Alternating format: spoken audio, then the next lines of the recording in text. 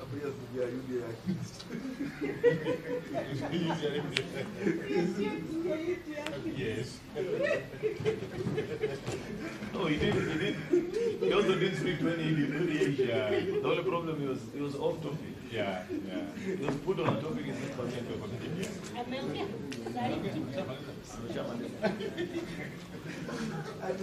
I had a question, but a few Cornell was advised by the members of the committee. I think we shall proceed. We shall proceed in the best interest of time. If you're okay with that, the COG.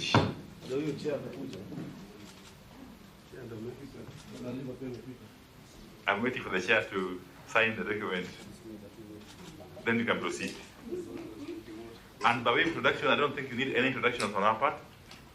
I'm sure you know Honorable Senator Cheriot, the leader of majority in the Senate. I'm sure you know your colleague, Governor High Excellency Cecil Mbarire of Embu County. You know Senator Emeritus Honorable Omar of Yala. Okay? And my name is Opio Wandai. And Honorable Amina Mnyazi all the way from Malindi. Honorable Kimani Chungwa is just joining us. Okay, he's here. He will speak for himself. Kimani Chungwa, Member of Parliament Kikuyu, co-chair. Let's proceed. The floor is yours, the COG. And we have only 20 minutes. The excelling. Thank you, co-chairs. This is the COG. I will request my colleagues to introduce themselves. Chair, may I request that I be given the folder? I don't have a copy. Okay, and to make it, I don't chair, if I'd request if COG chair can follow cue from you And just introduce her quickly. Just save on time. You'll save time, yeah. In any case, we know that Governor Lusaka can do that. Introduce everybody. Governor Godana Tanariva. Thank you. Governor Timami Lamu. Sante. Governor Lusaka, Bungoma Speaker Emeritus. Senator Lusaka. Governor Ahmed Abdullahi, Wajir County and Vice Chair of Council. Okay. Mtula Kiloza Jr., Makwani Chair, Legal Affairs. Senator. Stephen Sang, Governor Nandi, Whip COG. So how many senators? 1, 2. Okay, Chairperson, Sergeant Lieutenant. Anne Waigoro, Chair, COG. And behind me is also the Secretariat for COG, led by Madam Mary Mwiti, who is the CEO. We have been joined by Honorable Eugene Mamadu. I'm sure you know him. Chair, just before we start, allow me to let you know that the chair and her team have been re-elected for another 1 year in office. So I want to take this opportunity to congratulate them on their re-election. Well done. Thank you very much, and congrats from us. Thank you, Governor Cicely, and thank you, team. Yes, please proceed. Chairperson. Okay. Thank you. This is a submission from the Council of Governors in recognition of the fact that the sovereign power of the state is exercised at 2 levels of government. That is the national government and the county governments, whose distinctness is recognized by Article 6.2 of the Constitution. Maybe, Governor, to guide you, to save on time, you have 20 minutes. Don't take us through the whole write-up. Don't worry. Just do highlights. It's very basic. Taking into cognizance the establishment of the National Dialogue Committee to foster productive dialogue and consensus building in adherence to the Constitution and laws of the Republic of Kenya, we note that the committee will recommend suitable constitutional legal policy reforms concerning the matters of significance to the devolved system of governance and to the people of Kenya. In view of the foregoing, the Council of Governors, on behalf of 47 county governments, makes the following proposals. Number 1, on boundaries, the limitations. The Council notes that the process of the review of boundaries is due, latest March 2024, which is the 12-year outer limit required by Article 89(2) of the Constitution, and the continued delay in the constitution of the IEBC, the body mandated under the Constitution to review the boundaries of the electoral units, is most unfortunate. We therefore call upon the committee leaders and political actors to have a chance, to give a chance to the selection panel to complete the exercise.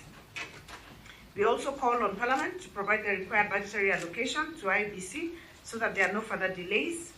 And further, we urge that Parliament fast tracks the enactment of the County Boundaries Bill to provide for the legal framework for the review of the same.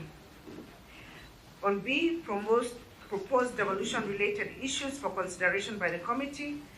The Council proposes the following issues, which will go a milestone in the implementation of devolution for consideration by the committee. Number 1, funding and periodic costing of the national and county functions. Pursuant to Article 216 of the Constitution, the Commission on Revenue Allocation is established to make recommendations concerning the basis for the equitable sharing of revenue raised by the national government between the national and county government. The Council of Governors is proposing that the National Treasury and the Controller of Budget be assigned the responsibility of periodically costing national and county functions to determine the basis for equitable sharing of revenue every 5 years. We also recommend development of a policy to guide the periodic costing of all national and county functions. And we further propose transfer of resources of county functions that have been transferred, which resources are still being held at the national government. Number 2, complete transfer of functions from the national government to counties. The Council of Governors is appreciative of the functions that have already been devolved, but is asking that the remaining functions that are still outstanding and still being held at the national government to be transferred to the county. In addition, this will include restructuring or winding up of parastatals that carry out county government functions, and these parastatals have employed staff, whereas counties also have the staff performing the same functions, leading to not only duplication but wastage of resources. The Council further recommends that all laws developed under the promulgation of the Constitution and after that clawback on devolution should be repealed, and we have attached a comprehensive list of all the sectoral laws that claw back on devolution. Additionally, we recommend the development of legal notices revoking previous legal notices delineating the county and national government functions. Number 3, increase of the equitable share of revenue for the county governments to 45%. Articles 203(2) and 3 of the Constitution stipulate that for every financial year, the equitable share of the revenue raised nationally that is allocated to county governments shall not be less than 15% of all revenue collected by the national government, calculated on the basis of the most recent audited accounts of revenue received. The Council recommends an amendment to Article 203(2) and 3 of the Constitution to the effect that every financial year, the equitable share of revenue allocated to county governments shall not be less than 45% of the previous year's revenue collected by the national government and calculated on the basis of declared national exchequer accounts. And we have given details of how we've come up with that. Number 4, borrowing powers by the county governments. We recognize that Article 212 of the Constitution allows the county government to borrow only if the national government guarantees the loan and the same is approved by the county assembly. The public finance management sets the debt ceiling for the country. While we note that the policy direction and the global best practice is to have a debt anchor as a percentage of gross domestic product in present value terms as opposed to existing debt ceiling of 10 trillion, there is need to ensure that borrowing by the national government does not prejudice borrowing by the county governments. Over time, the stock of public debt has been used to deny counties their share of revenue, with counties not having contributed to its increase. This is therefore to ring-fence an amount for borrowing by county governments and also ensure the process is approved by the Senate as a representative of county governments. We therefore recommend an amendment to Article 212 of the Constitution to provide that 20% of the debt ceiling is ring-fenced for county borrowing. Number 5, the National Treasury. The Council of Governors proposes that the National Treasury shall be established as an independent institution separate from the Ministry of Finance in order to effectively serve both levels of government. With this, there shall be 2 IFMI systems, one designated for the national government and the other for the county governments. And in view of the devolution of services, we propose that the approval of withdrawals from the County Revenue Fund by the Controller of Budget be at the county or regional COB offices level and not the national office level, as the case at this point in time.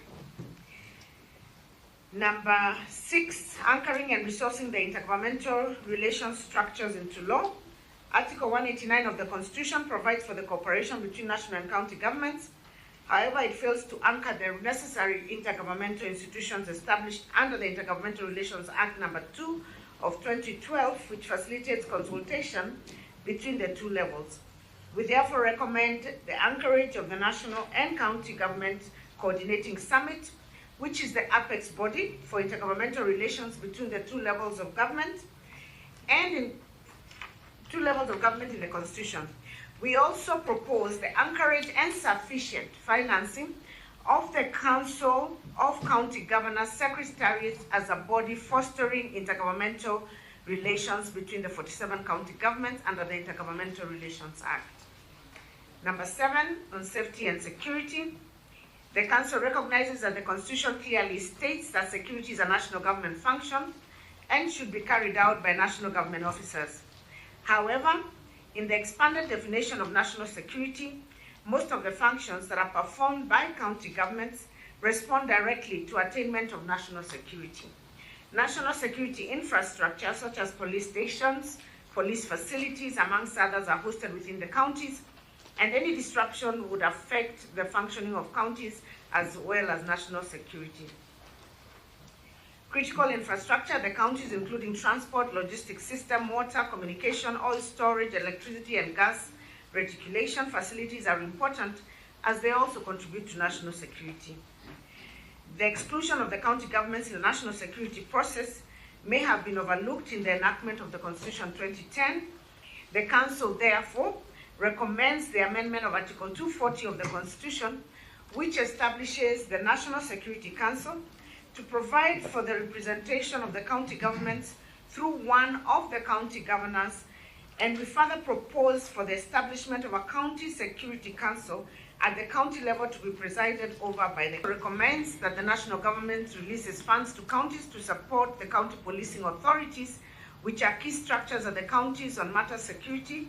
This is pursuant to Section 41 of the National Police Service Act. Number 8, on impeachment of governors and deputies. The Council proposes changes to the process of impeachment of county governors to prohibit any impeachments within a period of 24 months after their election into office and 12 months towards the next general election. This will mirror the petition for recall of the members of Parliament as provided under Section 45 of the Election Act, and enable sufficient time for governors to set up the administration for purposes of service delivery. And number 9, and finally, consideration of legislation concerning county governments. The Senate represents counties and serves to protect the interests of the counties and their governments under Article 96(1) of the Constitution. The Council proposes that the mandate of the Senate in considering, debating, and approving bills concerning counties should be expanded beyond the provisions of Article 110(1) as all the bills passed by Parliament concern the county government. I submit, co-chairs. Thank you very much, the COG chair. And I'm sure I did not even get 15 minutes. You did very well. You have done very well. You did exceptionally well, and we must congratulate you. No wonder you have been re-elected as the chair.